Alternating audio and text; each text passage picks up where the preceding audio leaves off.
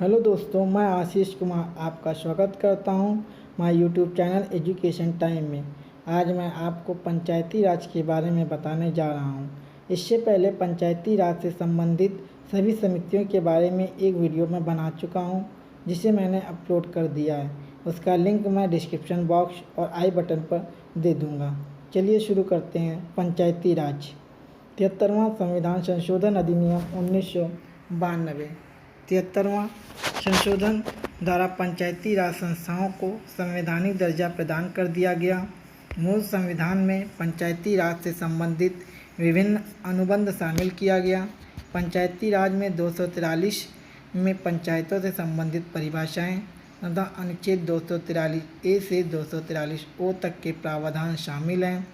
इसके अतिरिक्त संविधान में एक 11वीं अनुसूची भी जोड़ी गई 73वां संविधान संशोधन द्वारा, जिसमें पंचायतों के कार्यक्षेत्र संबंधी 29 विषयों की सूची जोड़ी गई है।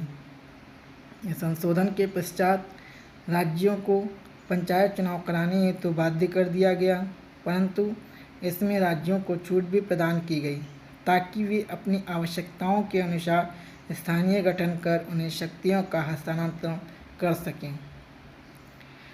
73वां संविधान संशोधन के प्रावधान। पंचायतों से संबंधित परिभाषाएं। अनुच्छेद 243 ग्राम सभा की शक्तियां। 243 क अनुच्छेद 243 में ग्राम सभा की परिभाषा दी गई है, जिसका तात्पर्य है ग्राम की मतदाता सूची में पंजीकृत व्यक्तियों का समूह। इसका अर्थ यह है कि ग्राम सभा तथा कोई निर्वाचित निकाय नहीं है, अपितु ऐसे लोगों का समूह है जो इस क्षेत्र की मतदाता सूची में पंजीकृत हैं। ग्राम सभा की शक्तियों का संविधान में कोई स्पष्ट वर्णन नहीं है। पंचायतों को राज्य के विधान से शक्तियाँ प्राप्त होती हैं। पंचायतों का गठन। अनुच्छेद 43 ख ग्राम स्तर मध्यवर्ती स्तर पर पंचायतों की विश्व स्तरीय संरचना की व्यवस्था स्थापित की गई है, परंतु ऐसे राज्यों में जहां जनसंख्या 20 लाख से कम है, वहां मध्यवर्ती स्तर पर पंचायतों का गठन नहीं किया जा सकता है। ग्राम, मध्यवर्ती एवं जिला स्तर की पंचायतों को सामान्य रूप से पंचायत ही कहा जाएगा। पंचायतों का संरचना। 243 ग पंचायतों की संरचना के संबंध में उपबंध किया गया है। इसके अंतर्गत राज्य विधानसभा को विधि द्वारा पंचायतों संरचना के संबंध में उपबंध करने का दायित्व दिया गया है।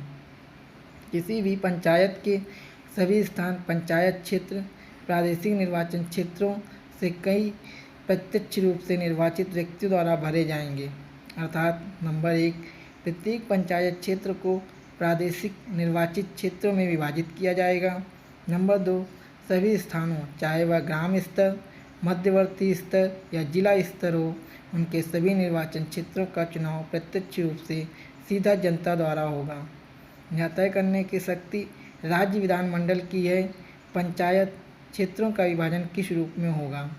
ग्राम पंचायतों अध्यक्ष प्रधान का चुनाव राज्य विधानमंडल द्वारा बनाई गई विधि के अनुसार प्रत्यक्ष या अप्रत्यक्ष किसी रूप में किया जा सकता है, जबकि मध्यवर्ती एवं जिला पंचायत के अध्यक्षों का चुनाव निर्वाचित सदस्यों द्वारा अपने में से किया जाएगा। मध्यवर्ती एवं जिला स्तर पर सांसदों एवं राज्य विधानसभा सदस्यों का प्रतिनिधित्व दिया जा सकता है। पंचायतों में आरक्षण संबंधी प्रावधान। अनुच्छेद 243 घ अनुच्छेद 243 घ में महिलाओं, अनुसूचित जातियों एवं जनजातियों को पंचायतों में स्थान एवं पदों पर आरक्षण संबंधी प्रावधान किए गए हैं, जबकि अन्य पिछड़े वर्गों को आरक्षण देने का प्रावधान राज्य विधानमंडल हेतु करने की शक्ति दी गई है। अनुसूचित जातियों और अनुसूचित जनजातियों हेतु प्रत्येक पंचायत क्षेत्र में इनकी जनसंख्या के अनुसार आरक्षण प्रदान किया जाएगा। महिलाओं हेतु यह अनिवार्य है कि प्रत्येक पंचायत क्षेत्र में कम से कम 33% स्थान आरक्षित हो। यह राज्य विधानमंडल को निर्धारित करना है कि महिलाओं को 1/3 आरक्षण दिया जाए या उससे अधिक। अब तो दोनों प्रकार की आरक्षण चक्रानुक्रम पद्धति से स्थानों का आवंटन किया जाएगा। अनुसूचित जातियों एवं अनुसूचित जनजातियों पर आरक्षण की वही समय सीमा लागू होगी जो अनुच्छेद 334 में लोकसभा एवं राज्य विधानसभाओं हेतु निर्धारित है। वर्तमान में यह व्यवस्था 2020 तक प्रभावी है, परंतु महिलाओं पर आरक्षण की कोई समय सीमा लागू नहीं है। यदि किसी राज्य का विधानमंडल पिछड़े वर्गों के लिए पंचायतों में स्थानों या पदों के आरक्षण हेतु कोई उपबंध करता है तो संविधान के इस भाग 3 में वर्णित कोई उपबंध उसे ऐसा करने से रोक नहीं सकेगा।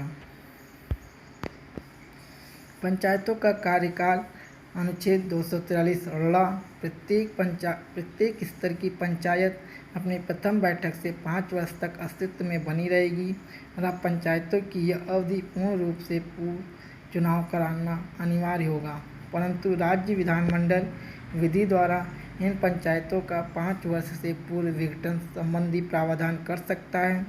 यदि किसी पंचायत का विघटन उसकी 5 वर्ष की अवधि से पूर्व किया गया है तो 6 माह के अंदर नए चुनाव कराए जाएंगे, परंतु यदि विघटन के समय पंचायत का शेष कार्यकाल 6 माह से कम बचा हो तो नए चुनाव कराना अनिवार्य नहीं होता है। यदि किसी पंचायत का समय पूर्व विघटन के उपरांत पुनः निर्वाचन कराया जाता है तो उसकी अवधि शेष समयों तक के लिए होगी, न कि 5 वर्षों तक। सदस्यता हेतु अयोग्यताएं अनुच्छेद 243 यदि व्यक्ति ऐसी निरहता ग्रस्त हो जाता है तो राज्य विधानमंडल की सदस्यता हेतु निहित है। यदि व्यक्ति राज्य विधानमंडल द्वारा पारित विधि के अधीन ऐसी निरहता से ग्रस्त हो जाता है जो उसने पंचायत हेतु की हो। किसी पंचायत के सदस्य की निरहता का निर्धारण राज्य विधानमंडल द्वारा निर्धारित प्राधिकारी करेगा। पंचायतों की शक्तियां एवं दायित्व अनुच्छेद 243 राज्य विधानमंडल पंचायतों को निम्न विषयों के संदर्भ में शक्तियां एवं उत्तरदायित्व दे सकेगा: सामाजिक न्याय एवं आर्थिक विकास हेतु योजनाएं तैयार करना, आर्थिक विकास एवं सामाजिक न्याय की ऐसी योजनाओं का क्रियान्वयन करना जो इन्हें सौंपी गई हो। ये वे योजनाएं हैं जो अनुसूची 11 में वर्णित हैं। इनकी संख्या 29 है। पंचायतों हेतु वित्तीय प्रावधान अनुच्छेद 243 में स्थानीय निकायों को अपनी सामान्य गतिविधियों हेतु लगाने की शक्ति प्रदान की गई है। पंचायतों हेतु वित्तीय आयोग या राज्य वित्तीय आयोग अनुच्छेद 243 यह अनिवार्य है कि राज्य का राज्यपाल प्रत्येक 5 वर्ष की समाप्ति पर राज्यों में पंचायतों के सुदृढ़ वित्त के संबंध में सलाह हेतु एक राज्य वित्त आयोग का गठन करें। राज्य के विधानमंडल को यह शक्ति दी गई है कि वह विधि द्वारा राज्य वित्त आयोग की संरचना, सदस्यों की अहर्ताएँ एवं चयन की विधि एवं आयोग को अपने कार्यपालन हेतु शक्तियों का निर्धारण करे, लेकिन अपने कार्य प्रक्रिया का निर्धारण आयोग स्वयं करता है। आयोग का मुख्य कार्य है कि पंचायतों की वित्तीय स्थिति की समीक्षा करे तथा निम्न विषयों पर राज्य सरकार को उपयुक्त प्रस्ताव दे। नंबर 1 राज्यों के शुद्ध कर राजस्व आगमों का मध्य वितरण। नंबर 2 कर राजस्व का विभिन्न पंचायतों के मध्य वितरण। नंबर 3 ऐसे शुल्क, कर, फीस आदि का निर्धारण जिसके अधिरोपण एवं प्राप्त करने की शक्तियां पंचायतों को जाएं। नंबर 4 राज्य की संचित निधि से पंचायतों को प्रदान किए जाने वाले सहायता अनुदानों के संबंध में सिद्धांतों का निर्धारण। नंबर 5 आवश्यक उपाय जिसकी मदद से पंचायतों की दशा सुधारी जा सके। नंबर 6 पंचायतों के सुदृढ़ वित्त के हित में राज्यपाल द्वारा दिए गए कोई अन्य निर्देश। राज्यपाल हेतु यह अनिवार्य है कि वित्त आयोग द्वारा दी गई सिफारिशों को उसके संबंध में किए गए कार्यों के स्पष्टीकरण ज्ञापन सहित राज्य के विधानमंडल के समक्ष रखें। अनुच्छेद 243 पंचायतों के लेखाओं का परीक्षण या पंचायतों की लेखा परीक्षा से संबंधित है। पंचायतों के चुनाव संबंध प्रावधान अनुच्छेद 243 एवं अनुच्छेद 243 अनुच्छेद 243 में राज्यों के विधानमंडलों के पंचायतों के चुनाव संबंधी विधियों को बनाने की शक्ति दी गई है। पंचायतों में राजनीतिक दलों के चुनाव लड़ने पर संविधान में रोक लगाई गई है। राज्य निर्वाचन आयोग अनुच्छेद 243 के अनुसार एक राज्य निर्वाचन आयोग होगा जिसमें एक निर्वाचन आयुक्त होगा। आयुक्त की नियुक्ति राज्यपाल द्वारा की जाएगी। राज्यपाल नियम द्वारा राज्य निर्वाचन आयुक्त की सेवा व शर्तों एवं पदावधि का निर्धारण करेगा। राज्य निर्वाचन आयुक्त की नियुक्ति के बाद इसकी सेवा शर्तों एवं वेतन में कोई अलाभकारी परिवर्तन नहीं किया जाएगा। उसे उसी रीति एवं आधारों पर उसके पद से हटाया जा सकेगा जिससे उच्च न्यायालय के न्यायाधीश को हटाया जाता है। राज्य निर्वाचन आयोग के निम्नलिखित 2 कार्य होंगे: पंचायतों के समस्त चुनाव हेतु मतदान सूची तैयार करना, पंचायतों के सभी चुनावों का संचालन करना। अनुच्छेद 243 के अन्य प्रावधान के अनुसार कोई भी न्यायालय निर्वाचन क्षेत्रों के परिसीमन, स्थानों के आवंटन आदि विषयों पर सुनवाई नहीं कर सकता। अनुच्छेद 243 के अनुसार इस भाग 9 के उपबंध राज्यों के साथ साथ क्षेत्रों पर भी लागू होंगे। कुछ राज्यों में भाग 9 का लागू न होना। अनुच्छेद 243 के अनुसार भाग 9 पंचायत से संबंधित प्रावधान कुछ राज्यों व क्षेत्रों पर लागू नहीं होते, यथा अनुच्छेद नंबर 1 अनुच्छेद 244 के खंड 1 में निर्दिष्ट अनुसूचित क्षेत्र और खंड 2 में निर्दिष्ट जनजाति क्षेत्र। नंबर 2 नागालैंड, मेघालय और मिजोरम के राज्यों में। नंबर 3 मणिपुर राज्य के ऐसे पर्वतीय क्षेत्र जिनके लिए तत्समय प्रवृत्त किसी के अधीन जिला परिषद, किसी विधि के अधीन जिला परिषद विद्यमान है। नंबर 4 पश्चिम बंगाल राज्य के दार्जिलिंग जिले पर्वतीय क्षेत्र जिनके लिए तत्समय प्रवृत्त किसी विधि के अधीन दार्जिलिंग गोरखा पर्वतीय परिषद विद्यमान है। विभिन्न राज्यों की पंचायती संस्थाएं पंचायतों के स्तर 1 स्तरीय, 2 स्तरीय, 3 स्तरीय, 4 स्तरीय संस्थाएं ग्राम पंचायत, 2 स्तरीय ग्राम पंचायत, पंचायत समिति, 3 स्तरीय ग्राम पंचायत, पंचायत समिति, जिला परिषद, 4 स्तरीय ग्राम पंचायत, अंचल पंचायत, आंचलिक परिषद। राज्य केरल, जम्मू कश्मीर, त्रिपुरा, मणिपुर, सिक्किम 1 स्तरीय हैं। 2 स्तरीय असम, उड़ीसा, मध्य प्रदेश, कर्नाटक, हरियाणा। 3 स्तरीय उत्तर प्रदेश, बिहार, मध्य प्रदेश, आंध्र प्रदेश, महाराष्ट्र, हिमाचल प्रदेश, पंजाब, गुजरात, तमिलनाडु, राजस्थान। और 4 स्तरीय पश्चिम बंगाल। गुजरात की त्रिस्तरीय पंचायत संस्थाएं ग्राम पंचायत, तालुका समिति तथा जिला परिषद है। मेघालय, मिजोरम तथा नागालैंड में पंचायतों का गठन नहीं किया गया है। इन राज्यों में 1 स्तरीय जनजातीय परिषद है। पंचायतों अनुसूचित क्षेत्रों में विस्तार 1996 73वां संविधान संशोधन अधिनियम 24 अप्रैल 1993 लागू तो हो गया, परंतु आदिवासी बहुल अनुसूचित क्षेत्रों को इस संविधान संशोधन की परिधि से बाहर रखा गया। लेकिन संविधान के अनुच्छेद 243 के खंड 4 ख के अनुसार संसद कानून बनाकर इसे वर्जित अनुसूचित क्षेत्रों तथा आदिवासी क्षेत्रों में भी लागू कर सकती है। इस ध्येय के साथ 73वां संशोधन के लाभों को आदिवासी तक पहुंचाने के लिए संसद ने पंचायत उपबंध अनुसूचित क्षेत्रों में विस्तार विधेयक दिसंबर 1996 में पारित किया तथा राष्ट्रपति के हस्ताक्षर के बाद यह विधेयक 24 दिसंबर 1996 से लागू हो गया। इस अधिनियम को पेशा के नाम से जाना जाता है। वर्तमान में यह व्यवस्था भारत के उन राज्यों में लागू है जहां अनुच्छेद 244(1) के अंतर्गत 5वीं अनुसूची के प्रावधान प्रवर्तित हैं।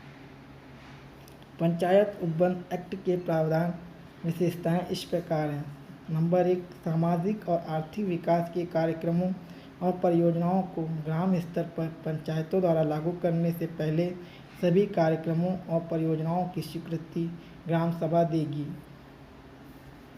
नंबर 2, अनुसूचित क्षेत्रों में गौण खनिज हेतु लाइसेंस या खनन पट्टे देने के लिए ग्राम सभा की सिफारिशें अनिवार्य होंगी। इस अधिनियम द्वारा ग्राम सभा को अत्यंत सशक्त बनाया गया। नंबर 3, प्रत्येक ग्राम सभा अपने लोगों की परंपराओं, उनकी संस्कृति, पहचान, सामुदायिक संसाधनों और झगड़े सुलझाने के परंपरागत तरीकों की रक्षा करने में सक्षम होगा। नंबर 4, राज्य विधानसभा अनुसूचित क्षेत्रों में पंचायतों को स्वशासन योग्य बनाने हेतु शक्तियाँ एवं प्रावधान प्रदान करेगी। न्याय पंचायत ग्रामवासियों को सस्ता और शीघ्र न्याय करने के उद्देश्य से 73वें संविधान संशोधन द्वारा एक न्याय पंचायत की व्यवस्था की गई। प्रायः 3 या 4 पंचायतों के लिए एक न्याय पंचायत होगी, जिसके कुछ सदस्य मनोनीत तथा कुछ निर्वाचित पंचायतों द्वारा होगा। इसकी अधिकारिता छोटे दीवानी व फौजदारी मामलों तक सीमित होगी तथा दंड स्वरूप या 50 रुपये से लेकर 100 रुपये तक का जुर्माना लगा सकती है। पंचायती राज से संबंधित समितियां संवैधानिकरण के बाद। समिति का नाम। नंबर 1, पंचायती राज संस्थाओं के अधिकारों तथा प्रक्रियाओं के हस्तांतरण के लिए गठित टास्क फोर्स कार्यालय। अध्यक्ष ललित माथुर। नियुक्ति 2001। कार्यभार ग्रहण का वर्ष 2006। नंबर 2, निम्न स्तर पर नियोजन के लिए गठित विशेष समूह। वी रामाचंद्रन 2005 से 2006। जिला स्तर नियोजन की नियमावली तैयार करने का कार्यदल श्री राजवंत संधू 2008 से 2008। DRDA जिला ग्रामीण एजेंसी के पुनर्गठन के लिए गठित समिति वी रामाचंद्रन 2010 से 2012। आम वस्तुओं एवं सेवाओं की कुशल आपूर्ति के लिए पंचायतों के उत्तोलन की विशेषज्ञ समिति मणिशंकर अय्यर 2012 से 2013। अनुसूचित क्षेत्रों में पंचायत विस्तार अधिनियम। अनुसूचित क्षेत्रों में पंचायत विस्तार अधिनियम पेशा लोकतांत्रिक विकेंद्रीकरण के साथ साथ अनुसूचित क्षेत्रों को सशक्त करने के लिए केंद्र सरकार ने वर्ष 1996 तक लागू किया। इस अधिनियम के अनुसार प्रत्येक गांव में एक ग्राम सभा होगी, जो आदिवासी क्षेत्रों की परंपरा, रीति रिवाज, प्राकृतिक संसाधनों की रक्षा व संरक्षण करेगी। इस अधिनियम के द्वारा अनुसूचित क्षेत्रों व जनजाति क्षेत्रों के प्रशासन के तहत निवास करने वाले लोगों को स्वशासन तथा शोषण मुक्त जीवन प्रदान करने का प्रयास किया गया है। अनुसूचित जाति एवं अन्य पारंपरिक वनवासी वन अधिकारियों की मान्यता। अधिनियम का उद्देश्य वन में निवास करने वाली अनुसूचित जनजातियों और परंपरागत वन निवासियों के अधिकारों की रक्षा, दीर्घकालीन उपयोग के लिए जिम्मेदार और प्राधिकार, जैव विविधता का संरक्षण और पारिस्थितिक संतुलन बनाए रखना है। अधिनियम 1 जनवरी 2008 लागू है। इस अधिनियम के अंतर्गत ग्राम सभा को सौंपे गए कार्य।